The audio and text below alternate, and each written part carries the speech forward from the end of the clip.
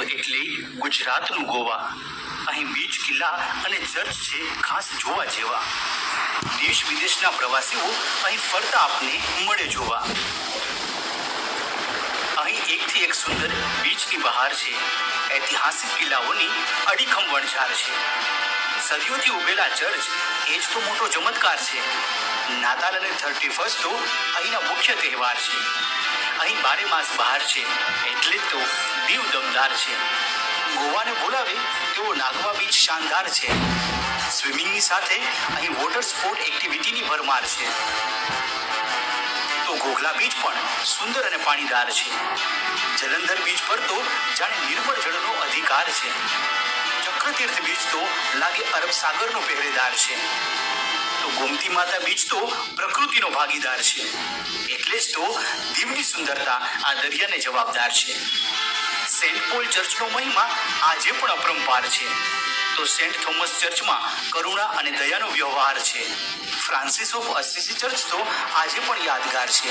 અને sunset point પરથી આથમતો સૂર્ય તો જાણે કેવો કામણગાર છે. દરિયાની મધ્યે આવેલો પાણી કોઠાનો કિલ્લો કેવો ભપકાદાર છે. 12મી સદીની આ ધરોહર પોર્ટુગીઝનો તો આવિષ્કાર છે.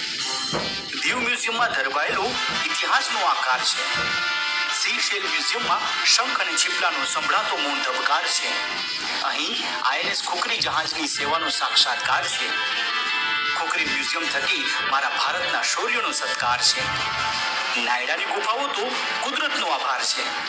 પ્રકૃતિ પ્રેમીઓ માટે આ ભેટ ભારોભાર છે.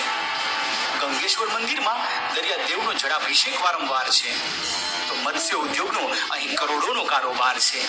શોખીનો માટે તો અહીં ઘણા દારૂ બિયર બાર છે. એટલે જ તો અહીં બારે માસ બહાર છે. એટલે જ તો દીવ દમદાર છે. ડાયનાસોર પાર્ક બાળકો માટે ધમાકેદાર છે. તો ફૂદમ બર્ડ સેન્ચ્યુરીમાં વિદેશી પક્ષીઓના દીદાર છે. ઝંપા ગેટવે તો જાણે લાલ કિલ્લાનો રિશ્તેદાર છે. તો બંદર ચોકની સ્ટ્રીટ માર્કેટમાં ઘણા ખરીદદાર છે. સ્ટ્રીટ ફૂડ માર્કેટમાં મળતી તમામ વાનગીઓ મજેદાર છે. એટલે જ તો અહીં બારે માસ બહાર છે. એટલે જ તો દીવ દમદાર છે. નવેમ્બરથી ફેબ્રુઆરીનો સમય દીવ ફરવા માટે કારગર છે. 800 થી 1000 સુધીમાં મળતા રૂમો શાનદાર છે. એર રેલવે અને માર્ગ પરિવહનની સેવા ઘણી ઈમાનદાર છે. એટલે જ તો અહીં બારે માસ બહાર છે. એટલે જ તો દીવ દમદાર છે. દીવ દમદાર છે.